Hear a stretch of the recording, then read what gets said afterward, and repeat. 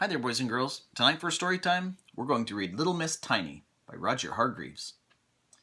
Look, there's Mr. Small. He's saying, she's even smaller than I am.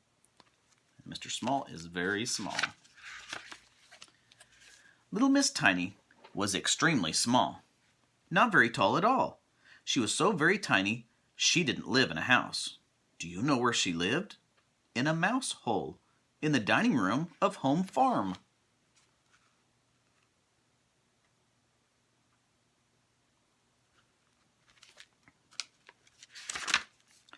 She had made the mouse hole quite comfortable, really, and luckily there weren't any mice, because the farm cat had chased them all away. The trouble was, because she was so tiny, nobody knew she lived there. Nobody had noticed her, not even the farmer and his wife.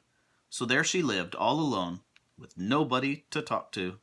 She was so very lonely and sad. Oh dear. Poor little Miss Tiny. One day, she was feeling so lonely, she decided to be very brave and go for a walk. Out of her mouse hole she came. She crept across the dining room and went through the crack in the door and into the hall.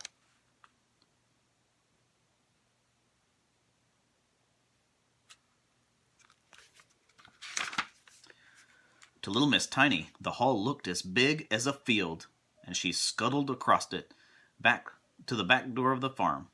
Luckily for her, the mail slot was at the bottom of the door, and she squeezed herself through it and onto the doorstep. It was all very exciting.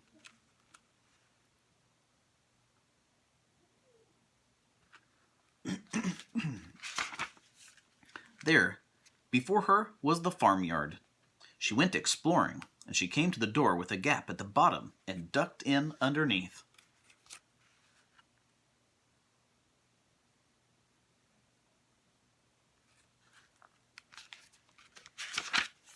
There inside was a pig, a large pig.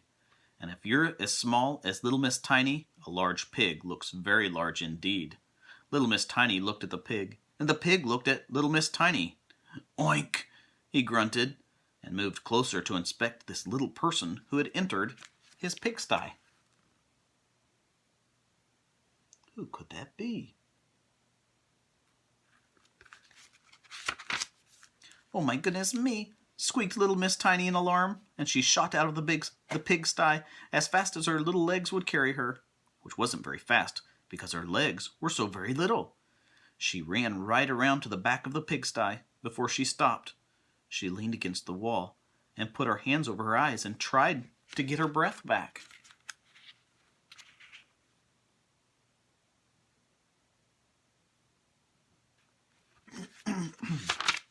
Suddenly, she heard a noise, a very close noise, a sort of breathing noise. Oh, very close indeed. Oh dear! She hardly dared to take her hands away from her eyes, but when she did, she wished she hadn't. What do you think it was? There, right there in front of her, looking at her, with green eyes?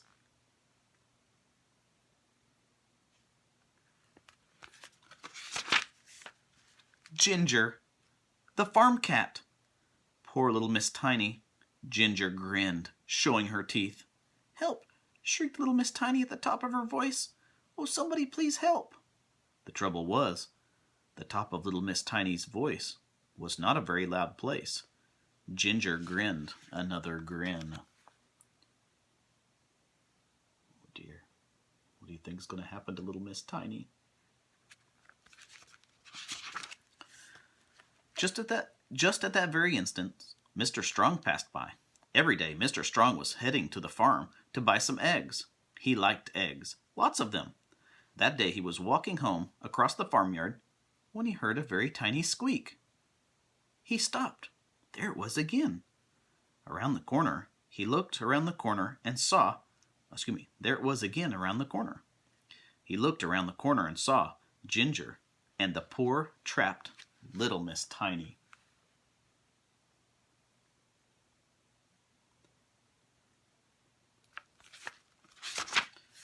Shoo, said Mr. Strong to Ginger, and then he picked up little Miss Tiny very gently.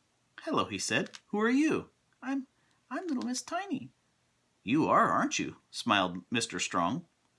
"Well, if I were as tiny as you, I wouldn't go wandering around large farmyards."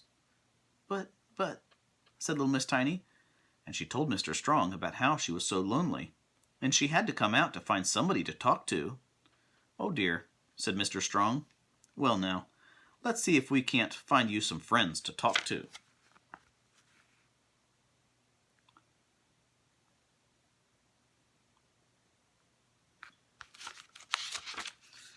So now, every week, Mr. Strong comes to get little Miss Tiny and takes her off to see her friends. 3 weeks ago, he took her to see Mr. Funny, who told her so many jokes she just couldn't stop laughing all day.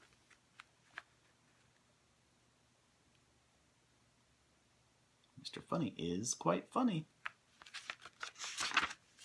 2 weeks ago, he took her to see Mr. Greedy.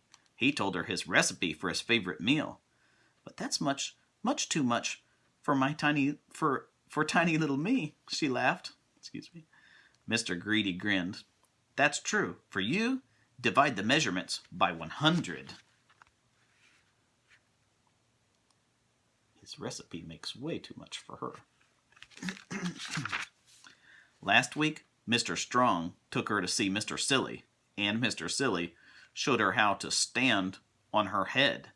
"That's very silly," giggled little Miss Tiny. "Thank you," replied Mr. Silly, modestly.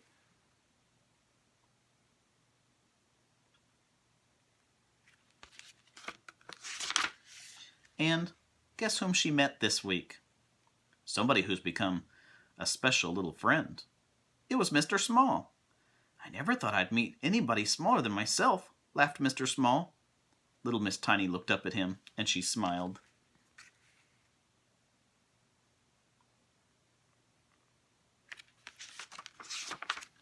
"Just wait till I grow up," she said. The end. Little Miss Tiny. I hope you liked the story. And don't worry, each of you will grow a lot taller too. I bet you'll probably grow taller than me. See you later. Bye-bye.